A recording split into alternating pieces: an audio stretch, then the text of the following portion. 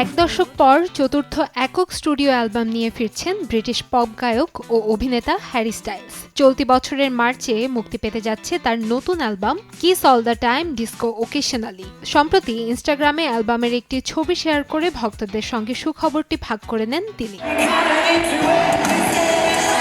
One direction ব্যান্ডের মাধ্যমে সঙ্গীত জগতে আত্মপ্রকাশ করা হ্যারি স্টাইলস পরবর্তীতে অ্যাডোর ইউ ও ওয়াটারমেলন সুগারের মতো জনপ্রিয় গান দিয়ে একক শিল্পী হিসেবে পপ সঙ্গীতের শীর্ষ তালিকায় প্রতিষ্ঠিত করেন নিজেকে। তবে নতুন অ্যালবামে ৯০ দশকের ডিস্কো ঘরানার ছোঁয়া পাওয়া যাবে বলে ধারণা করছেন ভক্তরা।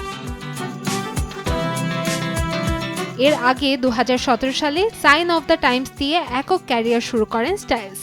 এরপর মুক্তি পায় তার শিরোনামের প্রথম অ্যালবাম, যেখানে ফোক রক ব্যালেড টু গোস্ট এবং প্রাণবন্ত ট্র্যাক কিউই বিশেষভাবে আলোচনায় আসে।